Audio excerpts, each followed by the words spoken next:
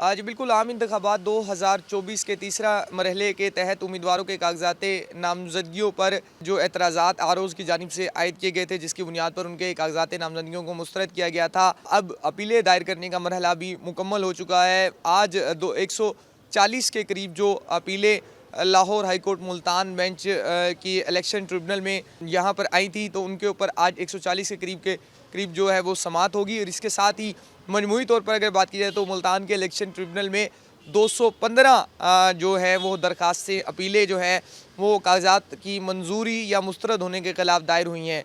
इनके ऊपर समाअत का सिलसिला जो है वो जारी रहेगा और आज 140 अपीलों को समाअत के लिए जो था वो इलेक्शन ट्रिब्यूनल की जानिब से मुकर्रर किया गया था, जिसके ऊपर बाज़ाब्ता तौर पर समाअत भी शुरू हो चुकी है। जिनमें सबसे अहम साबिक़ वज़ीर ख़ारजा वाइस चेयरमैन पाकिस्तान तहरीक इंसाफ मखदूम शाह महमूद कुरैशी, ज़रताज गुल और इसके साथ साथ इब्राहीम ख़ान, इनके हवाले से भी समाअत होनी है।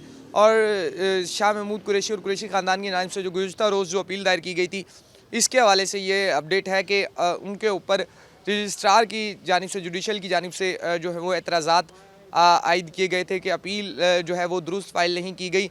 इसके हवाले से जो तमाम तर जो डॉक्यूमेंट्स से जो एतराज़ात जो दायर किए गए थे वो सीनियर जज को भेजे गए हैं, जिसके ऊपर आज फैसला होना बाकी है कि एतराज़ात को किस तरह से दूर किया जा सकता है और क्या एतराज़ात हैं, इसके ऊपर भी जो है फ़ैसला होगा। इसके साथ ही 140 के करीब जो अपीलें हैं उनके ऊपर आज जो है समाअत होगी। और जो इलेक्शन ट्रिब्यूनल जो कायम किया गया है मुल्तान में, उसमें समाअत का सिलसिला 10 जनवरी तक जारी रहेगा और 10 जनवरी तक तमाम जो एतराज़ात जो आयद किए गए हैं उनके ऊपर फ़ैसला करना होगा कि किन उम्मीदवारों को इलेक्शन में हिस्सा लेने की इजाज़त दी जाती है। तो उसके बाद बाज़ाब्ता तौर पर 13 जनवरी तक जो है, जैसे ही इलेक्शन ट्रिब्यूनल की जानिब से 10 जनवरी को फ़ैसले किए जाएंगे, तो इलेक्शन कमीशन की जानिब से बाज़ाब्ता तौर पर उम्मीदवारों को इंतखाबी निशान अलाट कर दिए जाएंगे। जी।